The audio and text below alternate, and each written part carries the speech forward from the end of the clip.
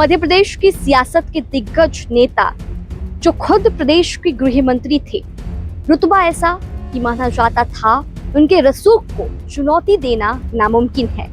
लेकिन कहावत है ना कि राजनीति की बिसात पर समय बदलते देर नहीं लगती, और आज उन्हीं नरोत्तम मिश्रा को दतिया विधानसभा के उपचुनाव का टिकट नहीं मिला है।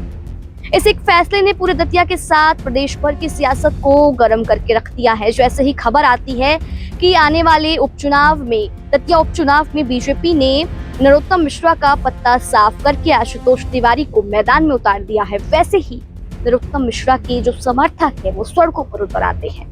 गुस्सा ऐसा भड़कता है कि दतिया की जो सड़कें हैं वो रण क्षेत्र बन जाती है।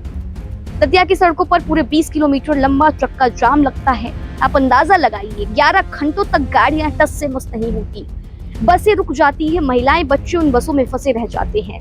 सुबह होते होते कुछ पत्थरबाजी की खबर भी सामने आ रही है, जिसके बाद हालात को काबू करने के लिए पुलिस को आंसू गैस के गोले जो है वो छोड़ने पड़ जाते हैं। लेकिन कहानी सिर्फ टिकट कटने तक नहीं है, कहानी है उस अंदर खाने की, वो इनसाइड स्टोरी जिसने मध्य प्रदेश की राजनीति में एक बहुत बड़ा भूचाल ला दिया है।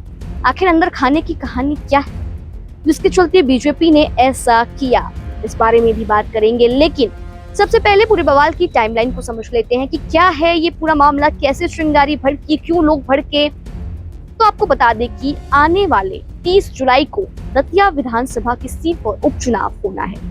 पूरी उम्मीद जताई जा रही थी कि बीजेपी यहां से अपने सबसे पुराने और कद्दावर चेहरे यानी कि नरोत्तम मिश्रा को मैदान में उतारेगी। लेकिन अब बीजेपी की लिस्ट सामने आई तो हर कोई हैरान रह गया।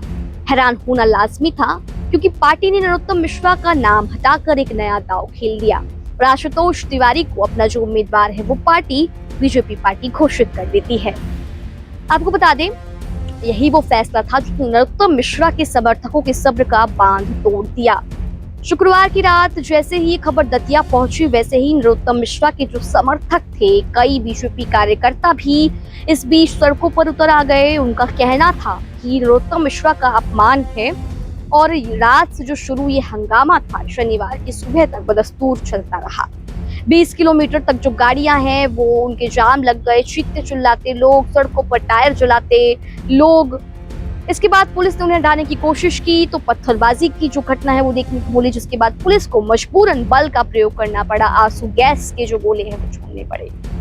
सवाल वही खड़ा हो जाता है कि बीजेपी ने अब इतने बड़े जो नेता है उनके साथ ऐसा रिस्क क्यों लिया। आपको बता दें, इसके पीछे 3 बड़े कारणों की सबसे ज्यादा चर्चा हो रही है। इन्हीं 3 कारणों की जो आज हम बात करेंगे, विस्तार से बात करेंगे। जो इनसाइड स्टोरी अंदर खाने भोपाल के सियासी गलियारों से छनकर सामने आ रही है वो आपको बताते हैं। सूत्रों की माने तो बीजेपी के अंदर इस समय गेम अलग ही चल रहा है, जहां नरोत्तम मिश्रा एक कद्दावर नेता है और प्रदेश की पुरानी सरकार में वो 2 नंबर की हैसियत रखते थे, गृह मंत्रालय संभालते थे।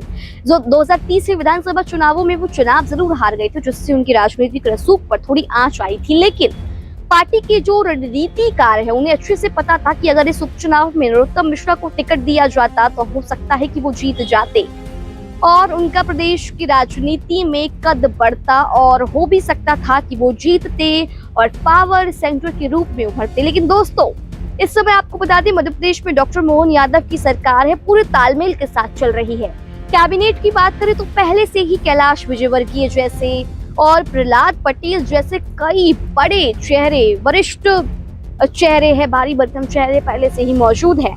इन नेताओं का अपना अलग नाम है, अपनी अलग पहचान है, और ये जो नेता है सरकार को मजबूती दे रही है। ध्यान देने वाली बात है कि ऐसे में नरोत्तम मिश्रा जी को अगर उपचुनाव जिताकर वो वापस मैदान में आते जीतकर, तो जाहिर है कि सरकार को पार्टी को एक और अनुभवी नेता का साथ मिलता है, इसमें तो कोई दो राय नहीं है। लेकिन बीजेपी आला कमान इस समय बहुत सोच विचार कर जो है आगे प्लानिंग कर रही है। पार्टी का पूरा ध्यान इस बात पर है कि सरकार के अंदर का जो संतुलन है वो बना रहे, नए चेहरों को भी आगे बढ़ने का मौका मिले। तो हो सकता है इसी संतुलन को बनाए रखने के लिए दतिया में उपचुनाव जो ये होने वाला है, इसमें बीजेपी ने इतना बड़ा बदलाव करने का फैसला लिया हो।